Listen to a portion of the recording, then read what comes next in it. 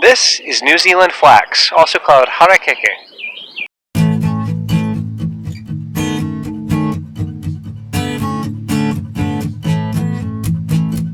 The plant reaches about as high as my head and then another foot or two taller, and it's amazingly useful. The Latinate name comes from a couple of Greek words that basically mean strong basket, and that's because if you take these long stalks, they are basically perfect for making baskets. You can weave these together and they are shockingly strong and stay that way for a very long time.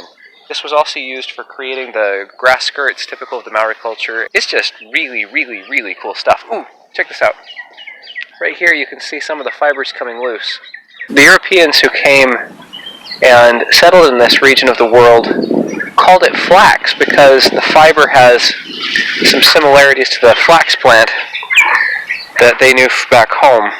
Man, that's beautiful. It's an extremely long staple fiber. When they told the local Maori people that this plant doesn't grow where they came from, the Maori were incredulous. They said, how is it possible to live without it? It's not just a fiber plant though. If you scrape the leaves, it produces kind of a goo. That goo has styptic properties, meaning it will stop cuts. It will stop bleeding. It was used for sutures, sealing wounds.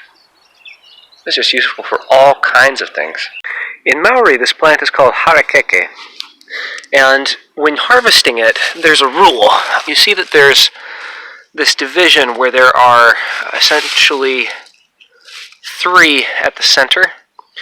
These traditionally would not be allowed to be harvested. You'd harvest all the outer ones. This one's called the baby, and these ones are called the parents, and then all the ones to the outside are called the grandparents. You can harvest the grandparents. This plant had a lot of symbolic value to the people, but there's also a very practical reason to not harvest those 3 in the middle. If you only harvest the ones on the outside edge, you can come back and harvest from it every year. If you try to harvest the entire thing at once, you have to wait as much as 5 years to get your next crop. Harakeke likes to grow in swampy regions. Typically the Maori would develop their houses on high mountain and hilltop forts, but when flax was at its height in international trade, they moved a number of settlements down into the swampy areas and tended to get sick from the mosquitoes and other things that are down here as well. One of the major things that drove trade was that the Westerners would trade a musket for 1 ton of dressed flax fiber, and that had the unintended consequence of moving Maori villages and also causing the Maori to invest in capturing slaves to harvest the fiber for them from other tribes. This plant has leaves that are stuffed full of bast fiber that if you scrape away the green stuff is revealed. Very, very similar to the sisal or agave or yucca, take your pick, all 3 of those names work, plant which does the same thing in the southern United States. Here on the edge of this leaf you can see some of those fibers being released. And here, in the form of a leaf that managed to die, fall into the path, and get stepped on a lot, you can see those fibers being released in their glory. Now what's interesting to me about these is that they're quite coarse but extremely strong. I don't know that they've been used for fabrics worn for people in a very long time, but they're frequently used for things like sacking or ropes or other such things, where strength is more of a priority than comfort. Here's the pathway, covered with fiber. Useful for making baskets and clothing and cloaks to keep you warm and thatching your house and binding timbers together. Not only does this native flax do it, but the local palm trees provide significant amounts of fiber as well. I've always thought it would be kind of cool to live in Samoa or one of those other tropical islands because food was just available all over the place. You know, fruit and fish and more fruit and coconuts and wow. But it never occurred to me that the other essentials of life, like fiber, were also hyper plentiful. I'd like to try scraping off some fiber and see how that'll go. Man, this stuff is tough. Here is the leaf removed. It comes together at this point to kind of form a 3-way thing, and then it divides out, and then it seals together into this. I am going to split this into 2 sections by extending that crack and see if I can scrape some fiber.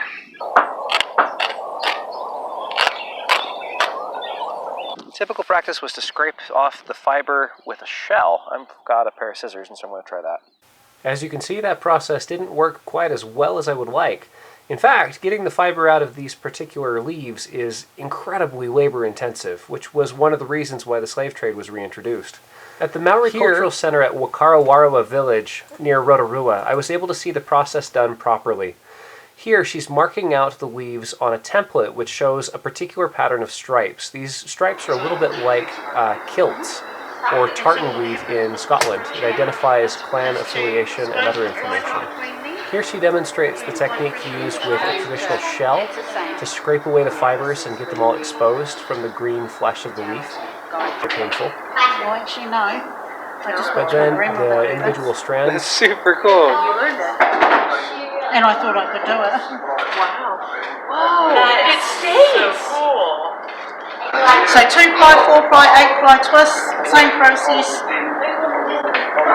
It's all, and it's fibre. So when our people migrated here to this country, they saw an abundance of this particular plant, and they tried to figure out how is it, or what is it, how can they use it. Here you can see the exposed fiber sections have been dyed. One way this was done traditionally was by burying the product in a peat bog, and what that did was release tannic acids which dyed it black. I'm very grateful I got the opportunity to be introduced to this plant and also to see it worked traditionally. If you too are interested in New Zealand flax and other traditional textile manufacture techniques, please subscribe below.